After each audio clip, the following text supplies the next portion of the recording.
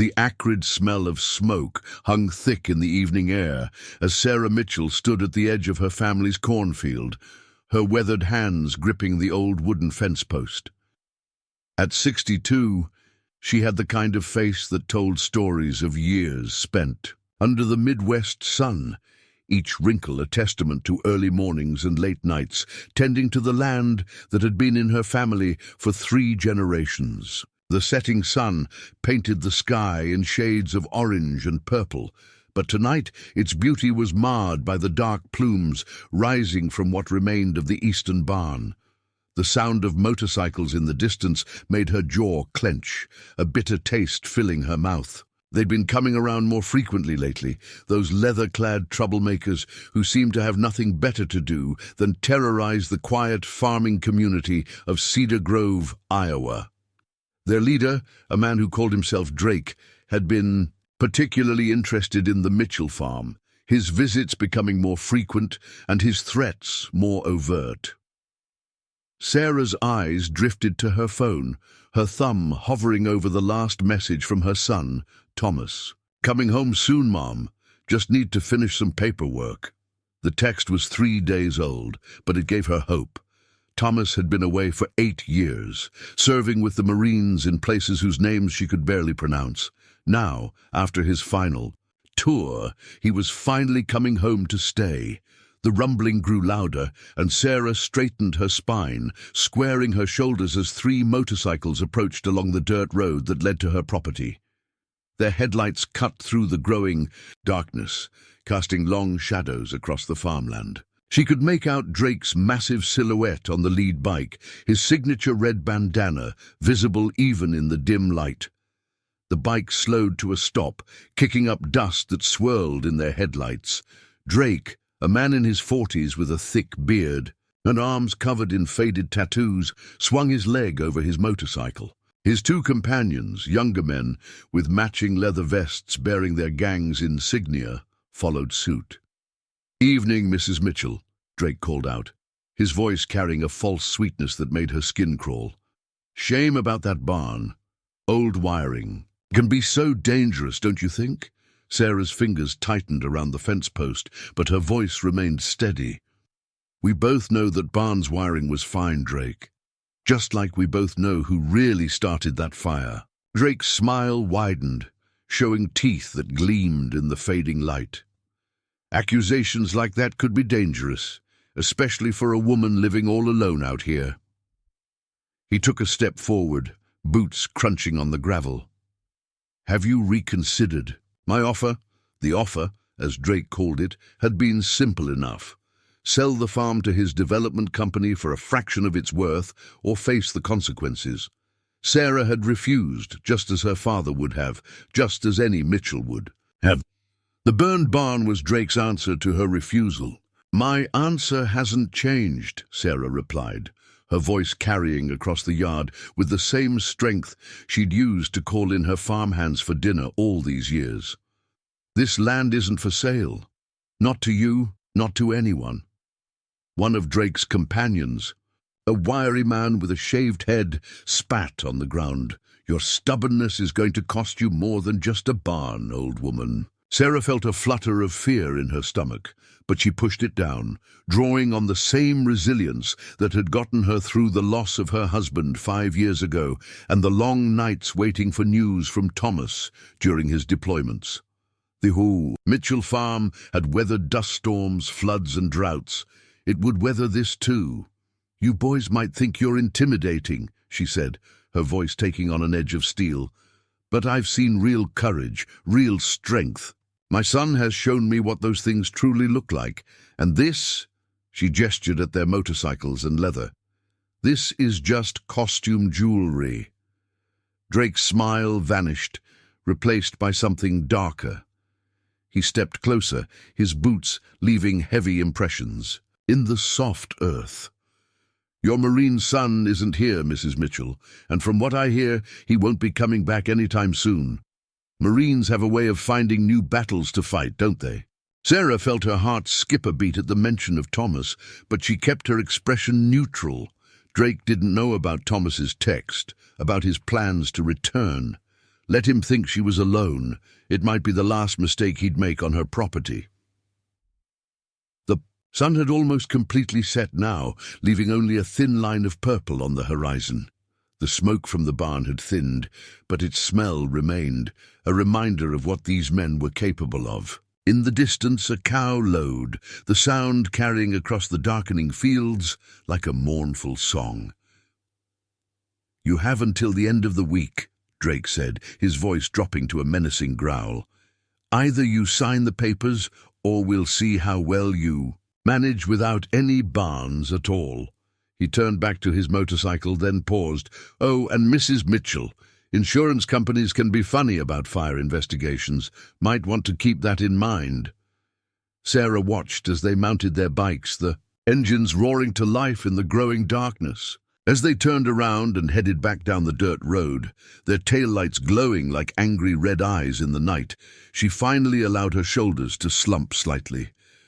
Her hand found her phone again, and she read Thomas's message one more time. "Coming. Home soon."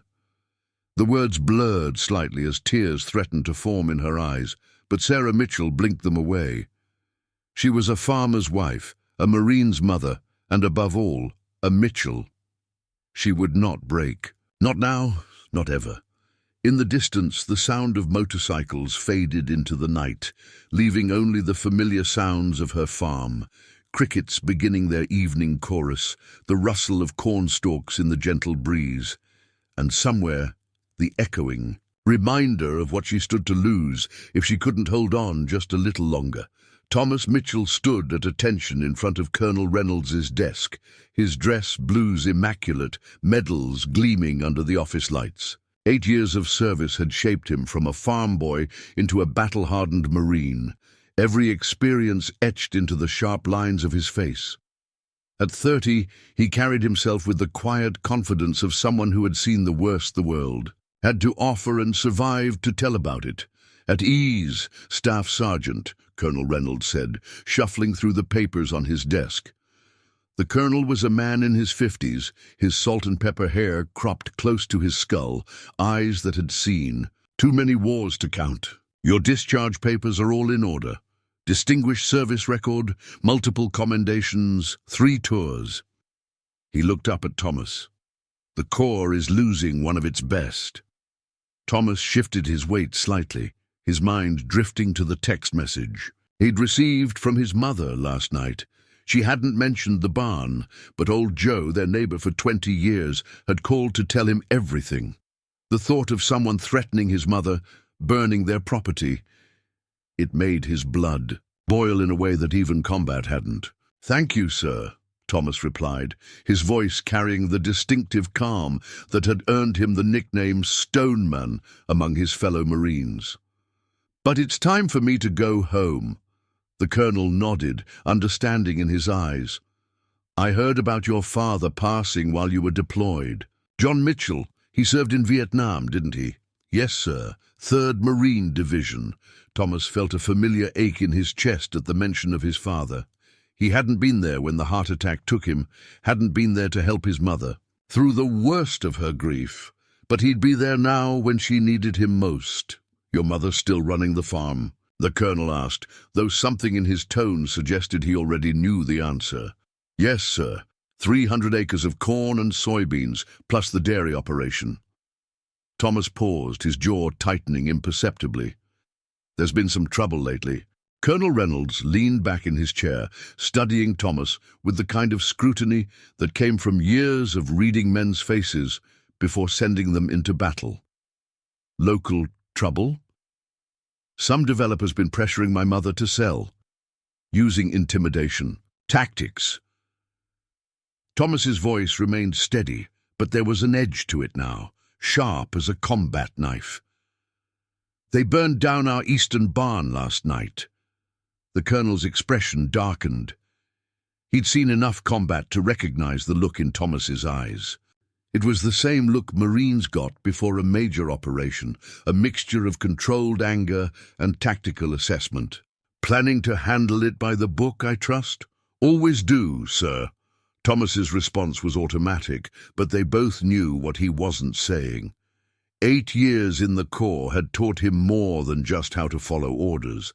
It had taught him how to lead, how to plan, and most importantly, how to protect what was his. Your record shows extensive training in tactical operations, hand-to-hand combat, and strategic planning, the colonel said, flipping through more papers. Quite the skill set to take back to civilian life. Thomas allowed himself a small smile. Farming's more complicated than people think, sir. The colonel matched his smile, but his eyes remained serious. Just remember, Mitchell, you're not in the sandbox anymore. Different rules apply back home. Understood, sir. Thomas's mind was already working, processing information the way he'd been trained to do. He knew the layout of every inch of their farm, knew the best positions for observation, the natural choke points along the access roads. Old habits died hard. One more thing, the colonel said, reaching into his desk drawer. He pulled out a small, worn notebook. Your father gave me this years ago when we served together. Said it might come in handy someday. He held it out to Thomas. I think he'd want you to have it now. Thomas took the notebook, his fingers running over the weathered cover. Inside, he found pages of tactical notes, drawings, and observations, all in his father's precise handwriting. The last entry was dated just a few months before his death. Thank you, sir. Thomas's voice was slightly rougher now, emotion threatening to break through his composed exterior. This means a lot. Your father was a good Marine, Mitchell, and, from what I hear, an even better farmer. The colonel stood, extending his hand. Don't let anyone take that legacy from your family. Thomas shook his hand firmly.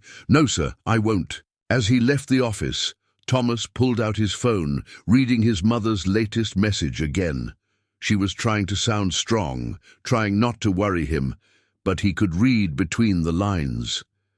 Years of combat had taught him to recognize patterns, to sense when something was about to go wrong, and everything about this situation set off warning bells in his head. He thought about Drake and his gang, about their intimidation tactics and threats. They were used to dealing with vulnerable targets, people they could bully and frighten into submission. They weren't prepared for what was coming their way. In his pocket, his father's notebook seemed to weigh heavily, a reminder of the legacy he was returning to protect. The Mitchell farm had been in their family for generations, each acre purchased with hard work and determination. His father had defended it after coming back from Vietnam, and now it was his turn. As he walked to his car, Thomas's mind was already formulating plans, analyzing angles, considering contingencies. They taught him in the Corps that the best victories were the ones where you never had to fire a shot. But they'd also taught him to be prepared for any scenario. Drake and his gang were about to learn that they'd picked the wrong farm to threaten. The afternoon sun beat down mercilessly as Drake and his crew rolled up to the Mitchell farm for the third time that week. This time, they brought 5 more bikes, their engines growling in unison as they approached the main house. Drake's confidence had grown with each visit, each small victory over the stubborn old woman who refused to sell her land. The gang spread out in a practice formation as they parked, their boots raising dust from the dry earth. Drake took in the sight of the farmhouse, its white paint peeling slightly at the edges, the American flag hanging limp in the still air. His eyes lingered on the charred remains of the eastern barn, a black scar on the landscape that brought a smirk to his face. "Mrs. Mitchell!" he called out, his voice carrying across the yard. "Time for another chat about your future." Sarah Mitchell appeared on the porch, her grey hair pulled back in a neat bun, wearing the same worn denim shirt and work pants she always did. But today, something was different. There was a subtle change in her posture, a glint in her eye that Drake couldn't quite read. "I told you yesterday, Drake," she replied, her voice steady. "And the day before that. The answer's still no." Drake took a step forward, his heavy boots crunching on the gravel driveway. "Maybe you didn't understand the message we sent with that barn," He gestured toward the burned structure. Next time, it might be something closer to home. A shadow moved behind one of the upstairs windows, so quick Drake almost missed it. He narrowed his eyes, studying the farmhouse more carefully now. Something felt off, but he couldn't put his finger on what. "Oh, I understood your message just fine," Sarah said, folding her arms across her chest. "But I don't think you understood mine. This land isn't for sale. Not today, not tomorrow, not ever." One of Drake's newer members, a young hothead called Razor, revved his engine impatiently. "Boss, let's just show her we mean business. Ain't nobody out here to stop us." Drake raised his hand, silencing him. Years of running his crew had taught him to trust his instincts, and right now those instincts were sending warning signals. The farm felt different today. Too quiet, too still. "You seem awful confident for someone in your position," Drake said, taking another step forward. "Almost like you're expecting company." Sarah's smile widened slightly. "My son always said the most dangerous people are the ones who look like they have nothing to lose, but he was wrong about that." Her eyes met Drake's, unwavering. "The most dangerous people are the ones protecting what they love." A flicker of movement caught Drake's attention, a brief flash of metal from the cornfield to his left. He turned his head sharply, but saw nothing except the endless rows of tall corn stalks swaying gently in the breeze. "Your son?" Drake forced a laugh, trying to shake off his growing unease. "The Marine, way I hear it, he's too busy playing soldier to care about some broken-down farm in the middle of nowhere. Is that what you hear?" The voice came from behind them, deep and controlled, carrying the kind of authority that made every member of Drake's crew instinctively tense up. Drake spun around to find himself face to face with Thomas Mitchell. The Marine stood at ease, wearing simple work clothes, but his posture and bearing made the gang members' tough guy poses look like cheap imitations. His eyes, cold and calculating, swept over the group with the practiced efficiency of someone assessing threats. "Well, well," Drake said, covering his surprise with bravado. "The prodigal son returns. Come to help Mama save the farm?" Thomas didn't move, didn't change his expression, but something in his stance shifted subtly. It reminded Drake of a documentary he'd once watched about predators coiling before they strike. "I came home to take care of what's mine," Thomas replied, his voice level. "The farm, my mother, our legacy, it's all under my protection now." Drake forced another laugh, but it sounded hollow even to his own ears. "Protection? Look around, soldier boy. There's 8 of us and 1 of you. Those fancy military moves won't help much against those odds." Thomas's lips curved into a slight smile, but it didn't reach his eyes. "If you were counting odds, you missed a few things. Like the fact that I've spent the last 3 hours setting up observation points around this farm, or that I've got clear lines of sight from 6 different positions." He paused, letting his words sink in. "Or that I know exactly how long it would take law enforcement to respond if things got messy." Drake felt a bead of sweat roll down his back, and it wasn't from the afternoon heat. He'd dealt with tough guys before, ex-military types who thought their training made them invincible. But something about Thomas Mitchell was different. The calm confidence in his voice, the calculated way he stood just out of reach. This wasn't bravado, this was experience. "You threatening us?" Razor snarled, taking a step forward. "No," Thomas replied, his eyes never leaving Drake's. "I'm giving you information. What you do with it is up to you. But know this, if anything happens to this farm or my mother, if so much as a fence post goes missing or a window gets broken, I'll consider it an act of war. And trust me," his voice dropped lower, "you don't want to go to war with me." The silence that followed was heavy with tension, broken only by the distant sound of cattle and the whisper of wind through the corn. Drake looked from Thomas to Sarah, still standing calmly on the porch, then back to Thomas. For the first time since he'd started his campaign of intimidation, Drake felt something he hadn't expected: doubt. The kitchen of the Mitchell farmhouse was filled with the aroma of fresh coffee as Sarah sat at the worn oak table, watching her son clean his father's old shotgun. Thomas's movements were precise and methodical, each part carefully examined and maintained with the same attention to detail he'd shown in the Corps. The morning sun streamed through the window, catching the steel of the barrel and the silver streaks in Sarah's hair. "They'll be back," Thomas said quietly, not looking up from his work. "Drake's not the type to back down easily. His kind never are." Sarah wrapped her weathered hands around her coffee mug, feeling its warmth seep into her bones. "I know. That's what worries me, Tommy. These aren't just ordinary troublemakers. They've got connections in town, money behind them. The sheriff's deputy took 3 hours to respond when I reported the barn fire." Thomas's hands paused for a moment, his jaw tightening almost imperceptibly. "Tell me everything that's happened since they first showed up. Don't leave anything out." Sarah took a deep breath, collecting her thoughts. "It started about 2 months ago. Drake came by, all politeness and business smiles, talking about development opportunities and progress. Offered half of what the farm's worth, said it was generous considering the state of things." She gestured vaguely toward the window, where the morning light illuminated their fields. "When I refused, things started happening. First it was just little things. Fence posts knocked down, equipment tampered with. Then came the threatening phone calls, always from blocked numbers. Thomas assembled the shotgun with practiced ease, each piece clicking into place with precision.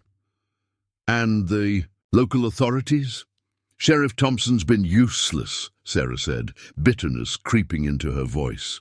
"Says there's no proof connecting Drake to any of it. Claims his hands are tied without evidence." "Thompson," Thomas repeated, testing the name. "He was deputy when I left." "Old Jim Reynolds' boy still working there?" Sarah nodded. "Jimmy Reynolds? Yes, he's one of the few good ones left. Tried to help when he could, but he's just a junior deputy.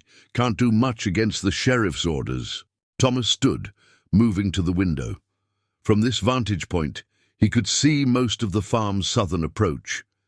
His eyes scanned the tree line, the old dirt road, the places where shadows could hide threats. 8 years in the Corps had taught him to see terrain differently, not just as land to be worked, but as something to be defended. "I found Dad's notebook," he said after a moment.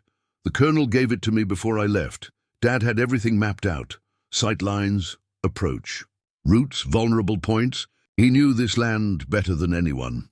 Sarah's eyes misted slightly at the mention of her late husband. "John always said a farmer needs to know his land like a soldier knows his battlefield. Guess he meant that more literally than I thought." Thomas turned back to face his mother, his expression softening. "You should have called me sooner, Mom. The minute they started causing trouble." "You had your own battles to fight," Sarah replied, her voice firm. "I couldn't pull you away from that, not when your men needed you. My men are trained Marines. They can handle themselves." Thomas moved back to the table, sitting across from his mother. "But you're my family, that comes first, always has, always will." A comfortable silence fell between them, broken only by the distant sound of cattle and the gentle tick of the old kitchen clock. Sarah studied her son's face, noting the changes 8 years had brought. The boyish features she remembered had been replaced by something harder, more weathered. His eyes, though still the same bright blue as his father's, held a depth she hadn't seen before. "What's your plan?" she asked finally. "And don't tell me you don't have one. I raised you, remember? I know that look." Thomas allowed himself a small smile. "First, we document everything. Every threat, every piece of damage, every suspicious vehicle that passes by. Jimmy Reynolds might not be able to act officially, but he can be our witness." He paused, considering his next words carefully. "Then we make it clear that this farm isn't the easy target they think it is." How? By showing them what they're really up against. Thomas pulled out his phone, bringing up a series of photos. I've spent the morning mapping out the entire property, every approach, every blind spot, every potential vulnerability. Dad's notebook helped fill in the gaps. He zoomed in on one image. See these tree lines, perfect for observation posts, and these old drainage ditches? They create natural channels for movement. Anyone trying to cause trouble would have to expose themselves. Sarah leaned forward, examining the photos. You're turning our farm into a fortress. No, Thomas corrected gently. I'm showing them it already is one. We just need to remind them that this land has been defended before, by a Marine who knew what he was doing. Now it's being defended again. The sound of approaching vehicles made them both look up. Through the kitchen window, they could see a cloud of dust rising from the access road. Looks like we'll get to test that theory sooner than expected, Sarah said, rising from her chair. Thomas checked his watch, his expression unchanged. Right on schedule, Drake's getting predictable. He stood, moving toward the door with the fluid grace of a practiced warrior. Stay inside, Mom. Let me handle this. Sarah watched as her son stepped onto the porch, noting how he positioned himself. Seemingly casual, but perfectly placed to control the situation. In that moment, she saw both her husband and her son, past and present defenders of their land, merged into one. The approaching vehicles grew louder, but this time Sarah felt no fear. The Mitchell farm had found its guardian again. Jimmy Reynolds pulled his patrol car to a stop at the end of the Mitchell's driveway, dust settling around him in the late afternoon sun. At 28, he was the youngest deputy in Cedar Grove, and probably the only one who still remembered what it meant to serve and protect. He watched Thomas Mitchell working on the tractor near the barn, his movements precise and deliberate, just like they had been in high school when they'd played football together. Didn't expect to see you back so soon, Jimmy called out as he approached, his badge glinting in the sunlight. Word travels fast in small towns, but I figured the rumors about your return were just that. Rumors. Thomas straightened up, wiping, his hands on a rag. The two men studied each other, bridging the gap of 8 years with a single look. Jimmy Reynolds, Thomas said, extending his hand. Still keeping the peace? Trying to, Jimmy replied, shaking Thomas's hand firmly. Though it's getting harder these days, especially with folks like Drake stirring up trouble. He glanced toward the burned barn, his expression darkening. I heard about what happened. Should have been here sooner, but Sheriff Thompson had other priorities, Thomas finished, his voice neutral but his eyes sharp. Jimmy shifted uncomfortably, adjusting his gun belt. Things have changed since you left, Thomas. Thompson's got his fingers in too many pies, if you know what I mean. Word is he's been taking money from some development company, same one Drake works for. Thomas nodded slowly, processing the information. Figured as much when Mum told me how long it took them to respond to the fire. He turned to face Jimmy fully. That why you're here now, off the record?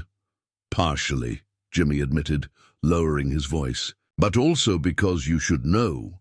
Drake's crew has been asking questions about you in town. They're nervous, Thomas. Nervous people make mistakes. Good, Thomas replied, his voice carrying a hint of steel. Let them make mistakes. Just means more evidence for us to collect. Jimmy glanced around, making sure they were alone. Look, I can't officially investigate anything without Thompson's approval, but unofficially, he pulled out a small notebook. I've been keeping track of everything. Dates, times, license plates, even got some photos of Drake's crew hanging around the property lines after hours. Thomas's expression softened slightly. You've been looking out for my mother. Someone had to, Jimmy said, handing over the notebook. Your dad helped my family when our farm went under back in '95. Gave my old man work when nobody else would. Mitchells take care of their own.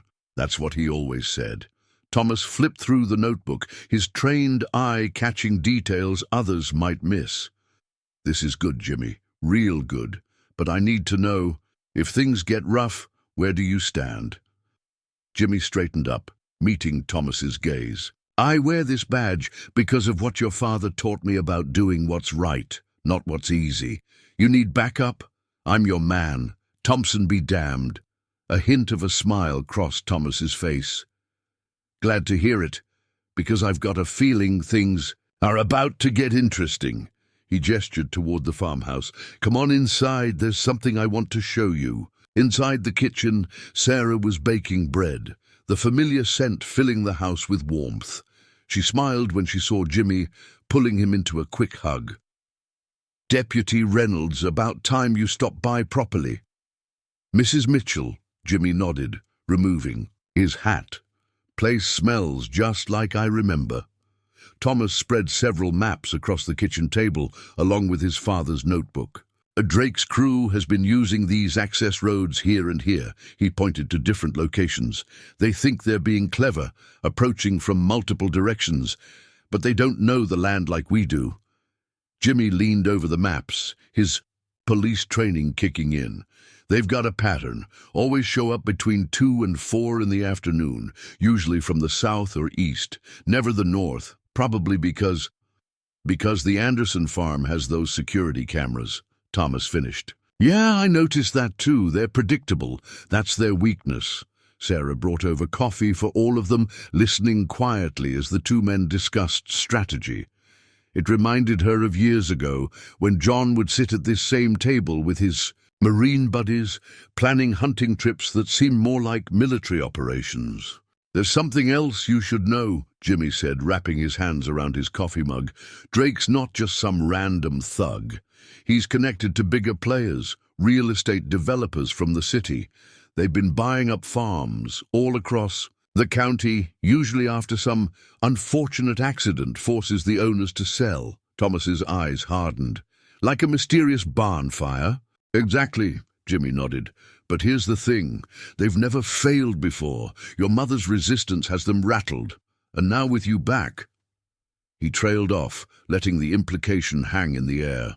"They'll either back off or escalate," Thomas said, his tactical mind already running through scenarios. "My money's on escalate. Drake's got too much pride to walk away now." Sarah placed a hand on her son's shoulder. "We've got something they don't, though. We've got history here, roots. And now we've got you back." Jimmy stood, placing his hat back on. "I should get back on patrol, but Thomas—" He paused at the door. "Whatever you're planning, just remember, I've got a dash cam that sometimes forgets to record, and my radio occasionally malfunctions at convenient times." As Jimmy's patrol car disappeared down the driveway, Thomas turned to his mother. "We've got good people on our side, Mom. Drake might have money and connections, but we've got something better." "What's that?"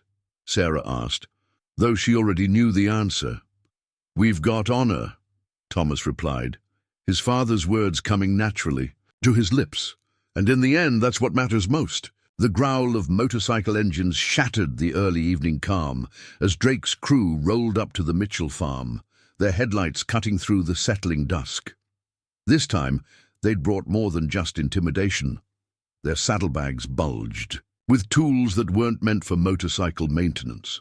Drake led the pack of 12 bikes, his face set in a determined scowl beneath his bandana. Thomas watched their approach from the shadows of the rebuilt barn, his body relaxed but alert. Through his tactical earpiece, he heard Jimmy Reynolds' voice. "Got eyes on them coming up Route 27. 12 bikes, same crew as before. They're armed, Thomas. Saw them gearing up at the old gas station." "Copy that," Thomas whispered, his voice barely audible above the growing roar of engines. "Stay back unless I signal. We need a clean witness if this goes south." He touched the earpiece again, switching channels.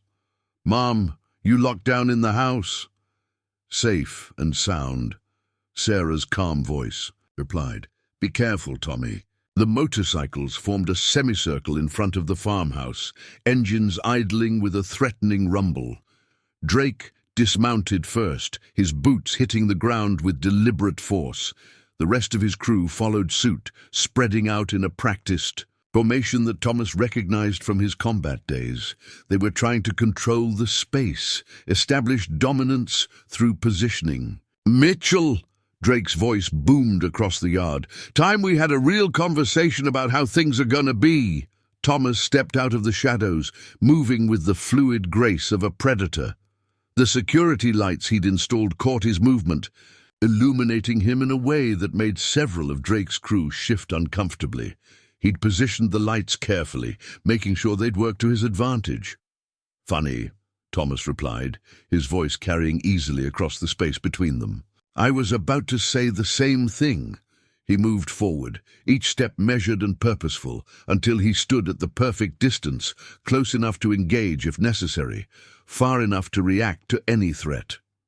Drake's eyes narrowed as he took in Thomas's stance. Something had changed since their last encounter, and he could feel it in the air.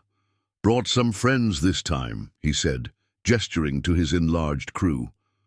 "Thought you might appreciate a fair fight." Thomas's smile was cold and professional.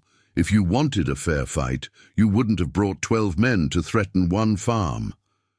His eyes scanned the group, cataloguing weapons, assessing threats. "But then again, nothing about what you do is fair, is it, Drake?"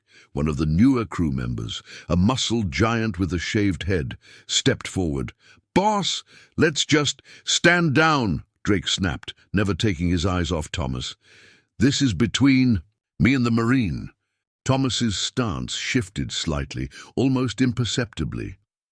"No," he corrected, his voice taking on an edge that made several of the bikers step back instinctively. "This is between you and the Mitchell farm.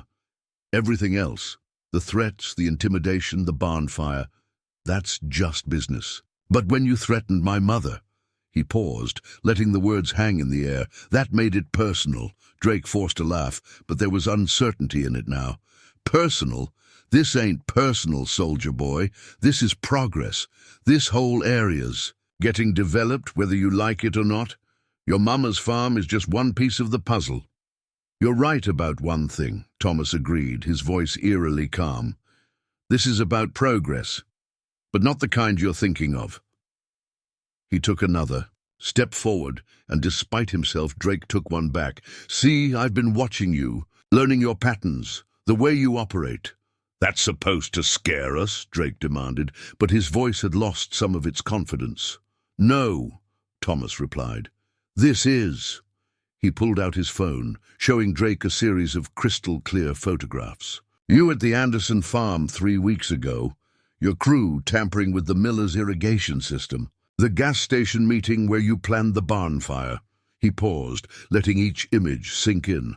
"All documented, all time-stamped, all backed up to multiple secure locations." Drake's face paled slightly in the security lights. "You're bluffing." I..." Thomas stepped closer, his voice dropping to a tone that carried to Drake alone. 8 years in the Corps taught me a lot about gathering intelligence, about documenting threats, about building cases that stick. You think you're protected because you've got the sheriff in your pocket?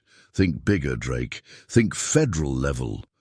The tension in the air was electric now, the idle rumble of motorcycles underlining the gravity of the moment. Drake's crew looked to their leader, waiting for direction, but Drake's attention was fixed on the phone in Thomas's hand, on the evidence that could destroy everything he'd built. "You got 2 choices," Thomas continued, his voice still carrying that deadly calm. "Choice 1, you and your crew leave.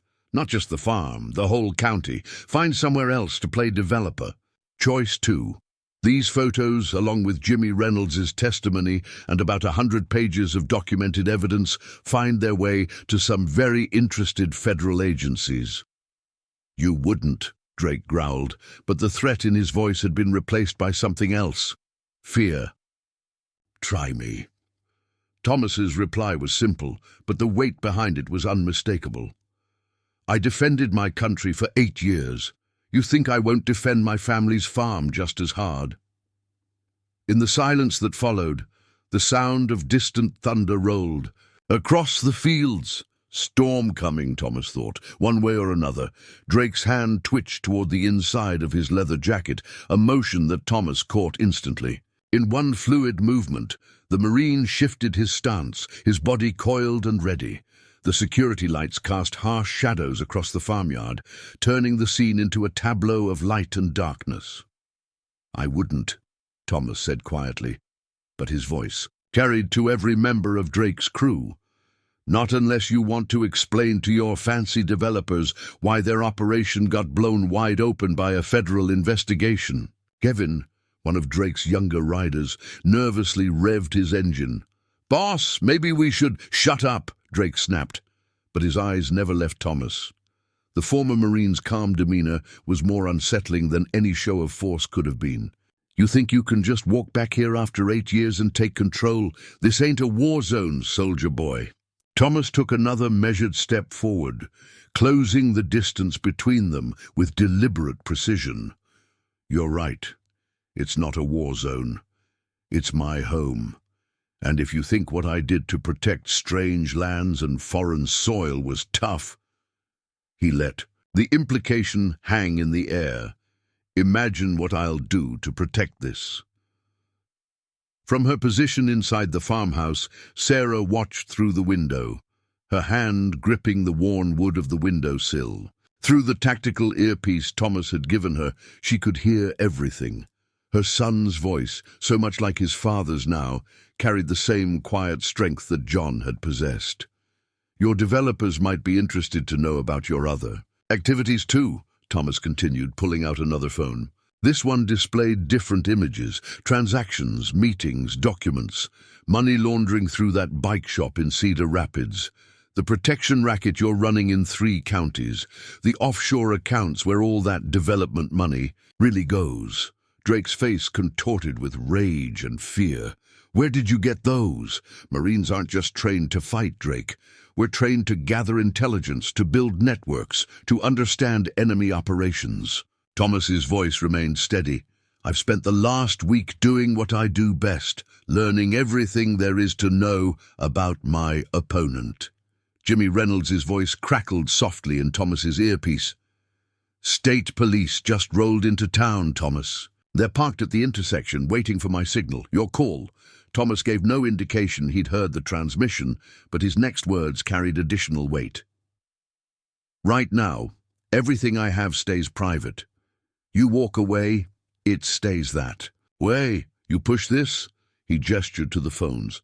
"Every law enforcement agency within 500 miles gets an anonymous tip about your operation. Your choice." One of Drake's older crew members, a weathered man called Hawk, suddenly kicked his bike stand down and dismounted. "I'm out," he announced, looking at Drake. "This ain't what I signed up for. Threatening farmers is one thing, but I ain't going."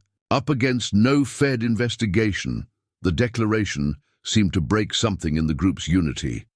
Several other riders shifted uncomfortably, looking between Drake and their fellow rider. "You're not walking away from this," Drake snarled at Hawk, but his voice lacked conviction. "Yeah, I am," Hawk replied, pulling off his gang colors. "And if you're smart, you'll do the same." He turned to Thomas, offering a respectful nod. "My old man was a Marine. Served in Desert Storm. I should have known better than to mess with one of your kind." Thomas returned the nod, his expression unchanging. Sometimes the smartest move is knowing when to change direction. The gesture seemed to trigger a cascade. 2 more riders dismounted, then another. Drake watched, his face a mask of fury and disbelief as his crew began to disintegrate before his eyes. "You really want to test me on this?" Thomas asked quietly, moving closer to Drake. "Because I've got enough evidence to bury you and your developers so deep, you'll need a mining permit to see daylight again." In the distance, lightning flashed, illuminating the farmland in stark white for a moment. The rumble of thunder that followed seemed to underscore the gravity of the moment. Drake's hand, which had been hovering near his jacket, slowly dropped to his side. His eyes darted from Thomas to his dispersing crew, to the phones that held his fate, and back to Thomas. The Marine's steady gaze never wavered, never showed a hint of doubt or uncertainty. "This ain't over," Drake managed, but the words sounded hollow even to his own ears. "Yes," Thomas replied simply. "It is." He held up one of the phones. "Unless you want me to make a call?" The first drops of rain began to fall, pattering against leather jackets and dusty chrome. In the growing darkness, the security lights cast long shadows across the farmyard, turning the scene into something almost theatrical, the last act of a play where the outcome was already decided. Drake's shoulders slumped almost imperceptibly, but to Thomas's trained eye, it was as clear as a white flag on a battlefield. The fight was over before it had truly begun, won not with fists or weapons, but with intelligence, preparation, and the unwavering strength that came from defending. Once home, in the farmhouse, Sarah Mitchell allowed herself a small smile, seeing in her son the same quiet determination that had made her fall in love with his father all those years ago. The Mitchell farm would endure, as it always had, protected by those who understood that some things were worth fighting for, not with violence, but with courage, wisdom, and unshakable resolve. The morning sun painted the rebuilt barn in shades of deep red, its fresh timber and new paint standing as a testament to the Mitchell family's resilience. Thomas stood beside Jimmy Reynolds, both men watching as Sheriff Thompson's cruiser kicked up dust along the approach road. The morning was quiet except for the distant lowing of cattle and the gentle rustle of corn stalks in the breeze. "You sure about this?" Jimmy asked, adjusting his badge nervously. "Thompson's not going to take this lying down." Thomas remained still, his posture relaxed but alert. "He doesn't have a choice. The evidence speaks for itself." He patted the manila envelope tucked under his arm. 8 years in the Corps taught me the importance of proper documentation." The sheriff's cruiser pulled up, and Thompson emerged, his bulk straining against his uniform. His face was red with barely contained anger as he approached the two men. "Deputy Reynolds," he barked, "I don't recall authorizing you to be here." "He's here as a witness," Thomas cut in smoothly, his voice carrying the same calm authority that had faced down Drake's crew. "We wouldn't want any misunderstandings about what's discussed here." Thompson's eyes narrowed as he sized up Thomas. "Mitchell, heard you were back. Causing trouble already, I see." "Interesting choice of words," Thomas replied, opening the envelope, "especially considering these bank statements showing regular deposits from Cedar Grove Development Corporation to an offshore account in your name. The same corporation that hired Drake and his crew to intimidate local farmers." The color drained from Thompson's face. "You're making accusations you can't prove." Thomas laid out several documents on the hood of Jimmy's patrol car. Bank records, witness statements, photographs, phone records. Each piece of paper landed with the weight of a judgment. "Amazing what you can find when you know where to look, and the Corps taught me exactly where to look. This is harassment." Thompson sputtered, but his eyes kept darting to the documents. "I'll have your badge for this, Reynolds." Jimmy stepped forward, his voice steady. "No, sir, you won't, because while you were taking bribes to look the other way, I was doing my job, documenting everything, building a case. And now?" He glanced at Thomas. "Now we've got enough to take this whole thing down." Thomas pulled out another document. "This is a copy of everything we have, already sent to the state police and FBI. They're very interested in how a small-town sheriff ended up with offshore accounts linked to a development corporation known for aggressive land acquisition." Thompson's hand moved toward his weapon, but Thomas's voice stopped him cold. "Don't. You really don't want to add assaulting a federal witness to your problems." "Federal witness." Thompson's voice cracked slightly. "As of this morning, Thomas." "Confirmed. Turns out the FBI's been watching Cedar Grove Development Corporation for months. They were very interested in the evidence we provided, especially the part about local law enforcement being on the payroll. Sarah appeared on the porch of the farmhouse, watching the scene unfold. She held a cup of coffee in her hands, steam rising in the cool morning air. The sight of her seemed to remind Thompson of something. "The barn fire," he said, his voice barely above a whisper. "You can't prove—" "We don't need to," Jimmy interrupted. "Drake's crew is falling apart. 3 of them have already come forward, ready to talk about everything, including who ordered them to look the other way during the fire."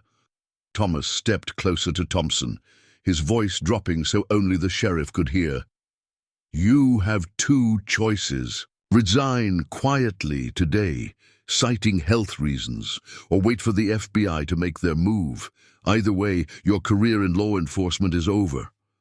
Thompson's shoulders sagged, the fight draining out of him. "You don't understand. They'll come after me if I talk." "Then you better hope the FBI's witness protection program is as good as they say it is," Thomas replied without sympathy. "But either way, you're done here. Cedar Grove deserves better." Jimmy produced a letter from his pocket. "Your resignation, already typed up. All it needs is your signature."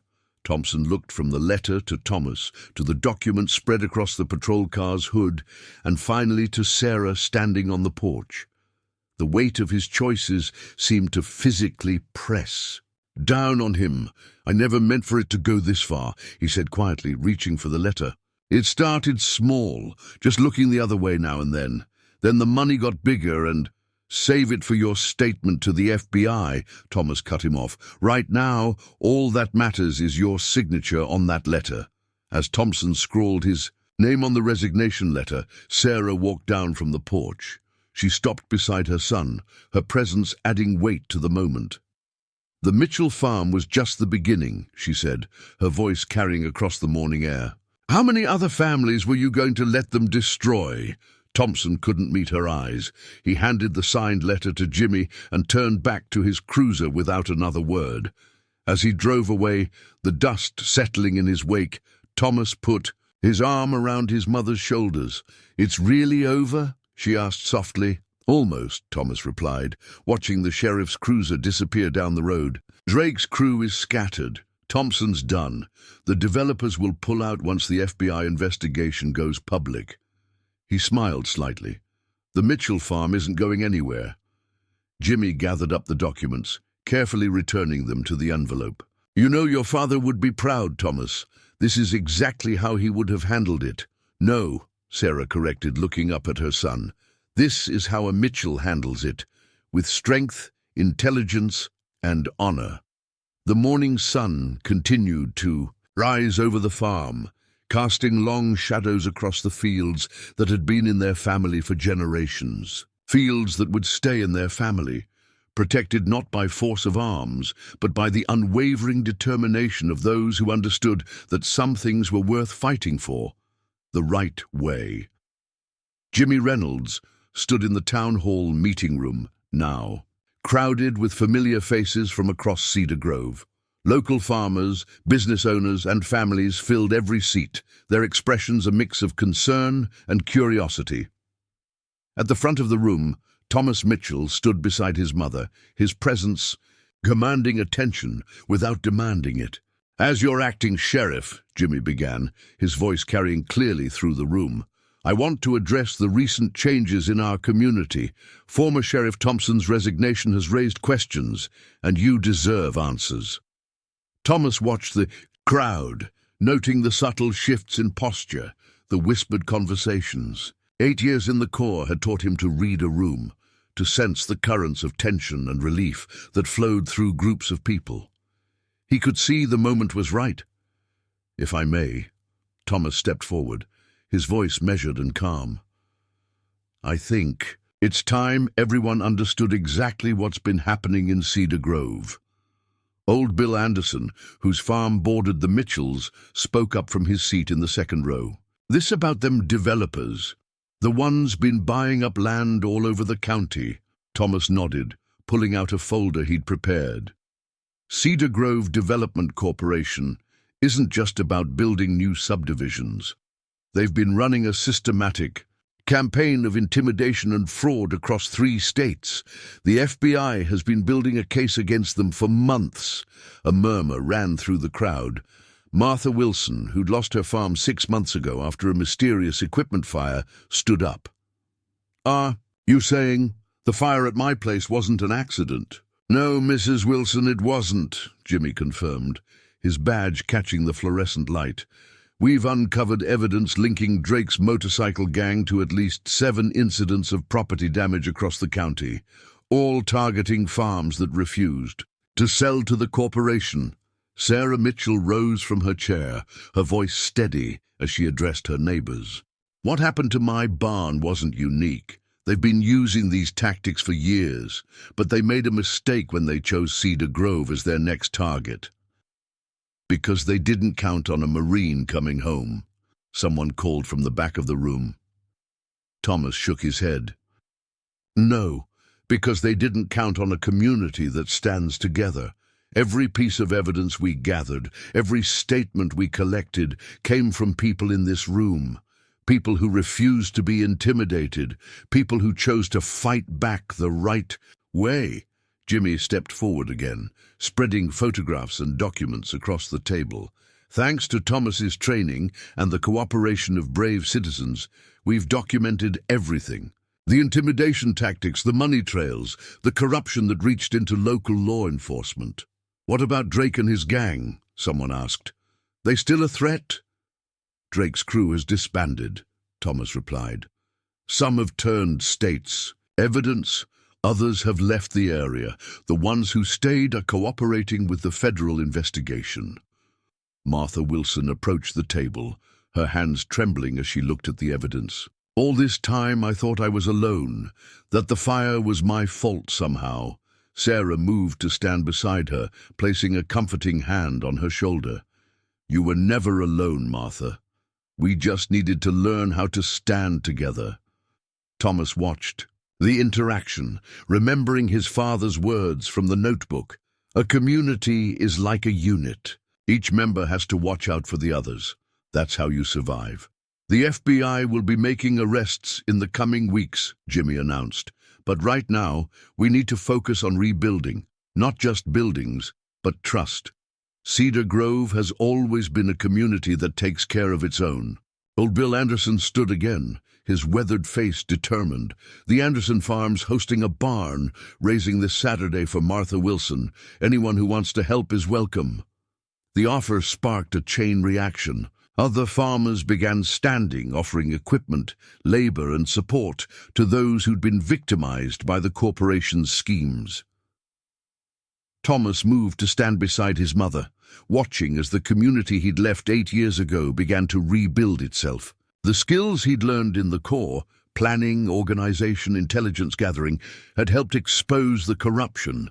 But it was the strength of these people that would heal the wounds. "Your father would be proud," Sarah whispered, squeezing his arm. "Not just of you, but of all of them."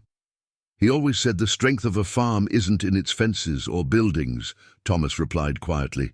"It's in the people who work the land, who understand what it means to protect something bigger than themselves." As the meeting continued, plans being made and commitments offered, Thomas felt something he hadn't experienced since leaving the Corps. The sense of being part of a unit, a group of people united by a common purpose. But this wasn't about combat or conflict. This was about rebuilding, about transforming the very threats that had tried to destroy them into the catalyst for making their community stronger. Jimmy approached them, a small smile on his face. "You know, when you came back, I thought you were just here to protect the farm. But you've done more than that, Thomas. You've helped us remember who we are." Thomas looked around the room at the faces of people he'd grown up with, people who'd known his father, people who understood the value of standing together. Sometimes the best way to fight isn't with fists or weapons. Sometimes it's about showing people they're stronger than they think they are. The evening sun streamed through the town hall windows, casting long shadows across the floor, but unlike the shadows of fear that had darkened Cedar Grove in recent months, these shadows seemed to connect the people in the room, binding them together in shared purpose and renewed hope. The Mitchell farm would endure, not just because of one Marine's return, but because an entire community had learned to stand together, to fight the right way, and to protect what mattered most: their homes, their legacy, and their way of life. The autumn breeze carried the scent of fresh-cut hay across the Mitchell farm as Thomas worked on the tractor, his hands moving with the same precision he'd once used to maintain military vehicles. 6 months had passed since the confrontation with Drake and the exposure of Cedar Grove Development Corporation schemes.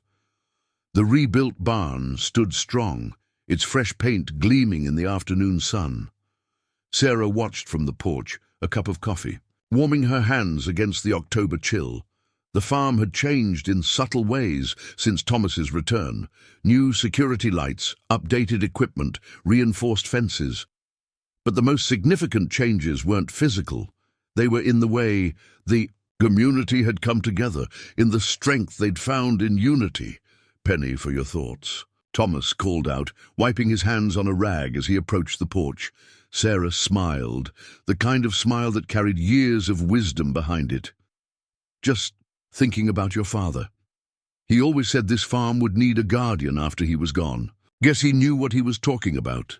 "Dad usually did," Thomas replied, settling onto the porch step beside her. "Though I don't think even he could have predicted how things would turn out." The sound of approaching vehicles drew their attention. Jimmy Reynolds' patrol car led a small convoy of trucks and farm equipment down the access road. Behind them, Martha Wilson's newly rebuilt barn could be seen in the distance, a testament to the community's resilience. "Right on time," Thomas noted, checking his watch. The same tactical precision he'd developed in the Corps now applied to organizing community projects and farm operations. Jimmy stepped out of his patrol car, his sheriff's badge catching the sunlight. The transition from deputy to sheriff had suited him well, bringing a new sense of justice to Cedar Grove. "Thought you might want to hear the news in person," he called out, climbing the porch steps. "FBI just made the last arrests. Cedar Grove Development Corporation's executives, their lawyers, everyone involved in the scheme." Sarah's hand tightened around her coffee cup. "Even the ones who ordered the fires?" "Especially them," Jimmy confirmed. "Drake's testimony was the key. Turns out he kept detailed records of every order, every payment. He may have been a thug, but he was an organized one." Tomas nodded, understanding the military logic of maintaining records. "How's Martha's place coming along?" "See for yourself." Jimmy gestured toward the collection of vehicles pulling up to the farm. "The whole community's been helping her rebuild. Old Bill Anderson's been there every day, teaching her son about farming. Says it reminds him of when your dad used to help everyone out." The convoy had reached the farmyard now, and familiar faces began emerging from the vehicles. Martha Wilson herself stepped out of her truck, looking stronger and more confident than she had in months. The fear that had haunted her eyes after the fire was gone, replaced by determination. "Hope you don't mind us stopping by," she called out to Sarah. "But we wanted to show you something." From the back of one of the trucks, Old Bill Anderson and several others carefully lifted a large wrapped object. They carried it up to the porch with ceremonial precision. "The community wanted to thank you," Martha explained, gesturing for them to unwrap it. "Both of you." The wrapping fell away to reveal a hand-carved wooden sign.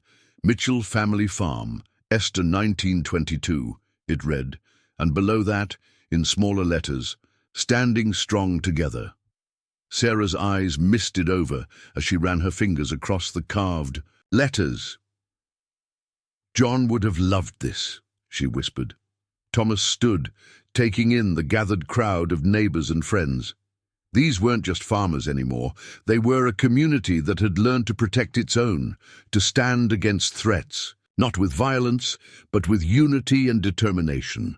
Your father always said a farm's strength isn't in its fences, old Bill spoke up, his voice carrying years of wisdom. It's in the people who understand what it means to protect something bigger than themselves. Jimmy stepped forward, adding, "The FBI agent in charge told me he'd never seen a community come together like this. Said usually these developers succeed because they isolate people, make them feel alone.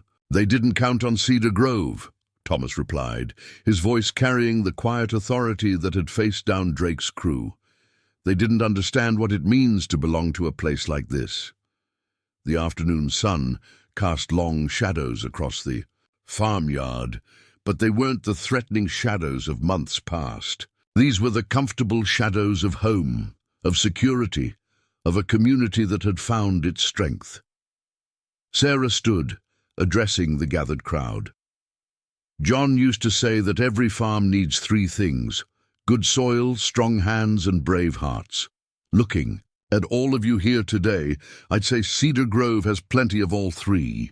Thomas watched as the community members began sharing stories, discussing plans for the upcoming harvest, organizing work crews for the remaining repairs needed around the county. His military training had taught him about unit cohesion, about the strength that comes from standing together. But here, in this peaceful farmyard, he was witnessing something even stronger: the unbreakable bonds of a community that had learned to fight back the right way. The Mitchell farm would continue, not just as a single family's legacy, but as a symbol of what people could achieve when they refused to be intimidated, when they chose to stand together against threats to their way of life. The Guardian had returned home, but he'd found that the real strength had been there all along, waiting to be awakened in the hearts of those who called Cedar Grove home. The first snowfall of winter dusted the Mitchell farm in a blanket of white, transforming the familiar landscape into something almost magical. Thomas stood at his father's old desk in the study, carefully placing the last of the documented evidence into a thick manila envelope. The FBI had finished their investigation, and Cedar Grove Development Corporation's scheme had been fully exposed, leading to multiple convictions and hefty fines. Sarah entered the study carrying 2 steaming mugs of coffee, the aroma mixing with the scent of old books and leather that had always defined this room. "Found these while I was cleaning out the attic," she said, placing a stack of photographs on the desk beside the envelope. Thomas picked up the top photo, his father, standing proud in his marine dress blues, the same quiet strength in his eyes that Thomas now saw in the mirror. Below that was a picture of the farm from decades ago, before the eastern barn had been built, before the fires and the threats, before everything had changed. "Dad knew, didn't he?" Thomas asked quietly, holding up the photo. "That's why he kept such detailed notes about the farm's defensive positions, why he mapped out every approach and vantage point." Sarah settled into the worn leather chair by the window, the same chair where John Mitchell had spent countless evenings planning and thinking. "Your father believed that everything worth having is worth protecting. He knew that someday, someone would try to take this land from us. He wanted to make sure we were ready." The sound of vehicles approaching drew their attention. Through the study window, they could see Jimmy Reynolds's patrol car leading a small procession down the snow-covered drive. Behind him came Martha Wilson's truck, old Bill Anderson's weather-beaten pickup, and several other vehicles they recognized from town. "Right on schedule," Thomas smiled, checking his watch. Some habits from the Corps never faded. They made their way to the porch, watching as their neighbors and friends emerged from their vehicles, carrying covered dishes and winter gear. The community gathering had become a monthly tradition since the confrontation with Drake's crew, a reminder of the bonds that had been forged through adversity. "Brought my famous apple pie," Martha called out, holding up a covered dish. "And some news you'll want to hear." Jimmy reached the porch first, stamping snow from his boots. State legislature just passed the Farm Protection Act, he announced, his breath visible in the cold air. Makes it illegal for developers to use intimidation tactics or pressure sales. They're calling it the Cedar Grove Law. Old Bill Anderson chuckled, his weathered face creasing with satisfaction. Guess some good came from all that trouble after all. Thomas helped carry the dishes inside as the group settled into the warmth of the Mitchell home. The kitchen filled with the sounds of conversation and laughter, so different from the tense silence that had gripped the farm just months ago. "You know," Martha said, helping Sarah arrange plates on the counter, "my boy's thinking about joining the Marines after graduation. Says he wants to learn to protect people the way Thomas did." Thomas overheard this as he passed through with another armload of firewood. "Tell him it's not just about learning to fight," he said, setting the wood down by the hearth. "It's about learning when not to fight, about finding the right way to handle things." Jimmy nodded, removing his sheriff's badge and setting it aside, a gesture that symbolized this was family time, not official business. "That's what made the difference here. You didn't just come in guns blazing. You showed us how to stand together, how to fight smart."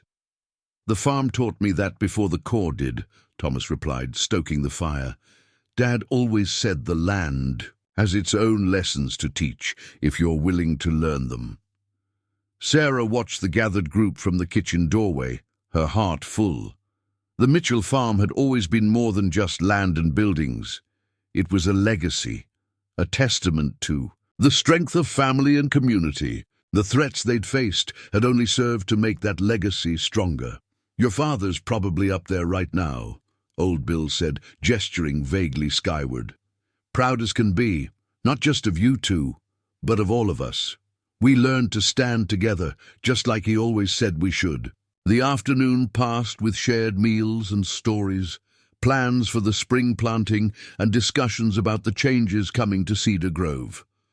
The Farm Protection Act would help prevent other communities from facing what they had, but everyone knew the real protection came from the bonds they'd forged. As the winter sun began to set, casting long blue shadows across the snow-covered fields, Thomas stood at the window of his father's study. The farm stretched out before him, peaceful and serene, but he knew better than to take that peace for granted. His father's notebook lay open on the desk, its pages filled with wisdom that had helped save not just the Mitchell farm, but the heart of Cedar Grove itself. Sarah joined him at the window, placing a hand on his arm. "You know, for all your father's planning and preparation, I don't think even he could have predicted how things would turn out. He taught you how to be strong, but you taught us all how to be strong together." Through the window they could see their neighbors departing, headlights cutting through the gathering dusk, leaving tracks in the fresh snow. Each set of tracks told a story of community, of resilience, of people who had learned that the greatest strength comes not from standing alone, but from standing together. The Mitchell farm would endure not because of fortifications or tactical advantages, but because it had become something more than just a piece of land. It had become a symbol of what people could achieve when they refused to be intimidated, when they chose to fight not with fists or threats, but with unity, intelligence, and unwavering determination. The spring breeze carried the scent of freshly tilled earth across the Mitchell farm as Thomas stood at the edge of the cornfield, watching the sun rise over the distant horizon. A year had passed since his return home, since the confrontation with Drake's crew, since Cedar Grove had learned to stand together against those who would threaten their way of life. The sound of police sirens in the distance drew his attention, briefly, but it wasn't cause for concern anymore. Jimmy Reynolds ran a tight ship as sheriff, and Cedar Grove had become a model for other rural communities facing similar threats. The Farm Protection Act had sparked a movement across the state, with other towns looking to their example of resistance and unity. Sarah's voice called from the farmhouse porch. "Tommy, got some visitors." He turned to see a familiar black SUV pulling up the drive, federal plates catching the morning light. Agent Harrison, the FBI investigator who'd handled the Cedar Grove Development Corporation case, stepped out along with two other agents. But it was the fourth person emerging from the vehicle that caught Thomas's attention, a face he hadn't expected to see again. Drake looked different now, wearing plain clothes instead of leather, his former swagger replaced by a more subdued demeanor. As part of his plea deal, he'd been helping the FBI uncover similar schemes across the country, working to make amends for the damage he'd caused. Mitchell. Drake nodded as Thomas approached, his voice carrying a hint of the respect that had been born in that confrontation a year ago. Agent Harrison. Thomas greeted the FBI agent first, then turned to Drake. Didn't expect to see you back in Cedar Grove. Harrison stepped forward, her badge catching the sunlight. Drake's testimony helped us uncover 3 more developmentees. Corporations using similar tactics in other states. We thought you should know the pattern you identified here has led to a nationwide investigation. Zara had joined them now, standing beside her son, with the quiet strength that had helped her face down threats to their land. Would you all like some coffee? Fresh pot just finished brewing. Inside the farmhouse kitchen, the group gathered, around the old oak table, where so many crucial conversations had taken place over the past year. Martha Wilson and old Bill Anderson arrived shortly after, having been called by Sarah. These discussions affected the whole community now. The Cedar Grove case has become a blueprint, Harrison explained, spreading photos and documents across the table. The way you documented everything, built a case methodically, brought the community together. We're using it to train other rural communities facing similar threats. Drake cleared his throat, speaking for the first time since entering the house. I've been working with their task force, identifying other crews like mine, helping them understand how these developers operate, trying to make things right. Making things right isn't just about fixing past mistakes, Thomas replied, his voice carrying the same calm authority that had faced down Drake's crew that night. It's about preventing future ones. Martha Wilson studied Drake across the table, her eyes holding the memory of her own losses. The barn you burned, we rebuilt it stronger than before. That's what Cedar Grove does. We take what tries to break us and use it to make us stronger. Old Bill nodded, his weathered hands wrapped around his coffee mug. Whole county's different. Now, farmers working together, watching out for each other, even got ourselves a proper emergency response system, thanks to Thomas here. Harrison pulled out one final document, a formal commendation from the FBI director. The Bureau wants to establish a rural community protection program using Cedar Grove as the model. We'd like you to help train other communities, Thomas. Show them what you showed your neighbors. Thomas shared a look with his mother, seeing in her eyes the same pride he'd often seen in his father's. The Marines taught me how to fight, he said carefully, but Cedar Grove taught me how to protect. There's a difference. A big difference, Drake agreed quietly. Took me losing everything to figure that out. The morning sun streamed through the kitchen windows, casting long shadows across the table, where months ago Thomas had spread out his father's notebook, planning the defense of their home. Now those same tactical notes were being used to protect other communities, to prevent other families from facing what the Mitchells had faced. Your father would be proud, Sarah said softly, touching Thomas's arm. Not just of how you protected our farm, but of how you helped protect our way of life. Harrison gathered her documents, standing to leave. The task force meets next week in Washington. We'll need both of you there. She looked between Thomas and Drake. Different perspectives on the same problem. As the FBI agents prepared to leave, Drake lingered for a moment. I never apologized properly, he said, looking at Sarah. For the barn, for the threats, for everything. No, Sarah replied, her voice firm but not unkind. But you're doing something better than apologizing. You're helping make sure it doesn't happen to anyone else. Thomas walked them out to their vehicle, the morning sun now high in the sky. The farm stretched out around them, green and vibrant with spring growth. The rebuilt barn stood strong, its new timber and paint a testament to community resilience. No, Drake said as he prepared to leave. When I first came here, I thought I was strong because I could intimidate people. Took a Marine to show me what real strength looks like. Thomas watched the SUV disappear down the drive, thinking about strength and protection, about the difference between fighting battles and preventing them. The Mitchell farm had taught him those lessons long before the Corps, and now those lessons would help protect other communities facing similar threats. The morning breeze carried the promise of new growth, of continued resilience, of a legacy that would endure not through force, but through wisdom, unity, and the unwavering determination to protect what matters most. The Guardian had returned home, but in the end, it was the home itself that had taught the most valuable lessons about protection, community, and the true meaning of strength.